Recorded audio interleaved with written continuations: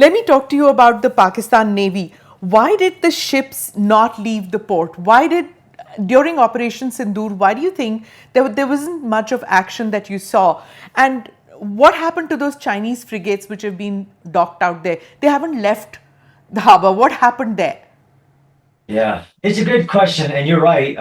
Although I was an infantryman, I do try to study. Even Sindor isn't a story just about the Air Force. So much of the Army, I gravitate to that. I did watch the Pakistan military briefing about their naval operations, and supposedly that was a deterrence. It's part of the story that still has to be written. I believe personally that the Indian Navy has progressed to a point where it has achieved a deterrence, and that makes it hard to determine, okay, why didn't something happen on the Pakistan side, those frigates, what's going on? That makes it hard to tell when you don't know where the line is of somebody is being deterred or there's something else going on. That's a part that I'm still doing my research, but I will say strongly that this whole operation's success of military dominance was only achieved through that integration. And when the DGS and the DGOs all had that briefing, you could tell that that was a part of Indian superiority. It wasn't just in their capabilities, but it was the integration in real time of all those capabilities. One service being prepared to help the other service and assisting. Even in the response to the terrorist attack, I learned that 7 of the 9 terrorist locations were struck with Army capabilities, not Air Force. Not to say that one's better, but it is through that joint integration. But it's a great question that needs to be answered for sure.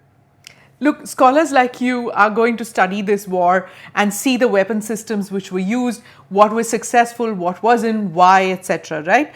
This is going to be some deep dive into it. I just wanted to know that if the Chinese weapon systems didn't work, their radars, their interception, if they didn't work, the drones, if they didn't work, do you see Pakistan shopping for stuff outside of China?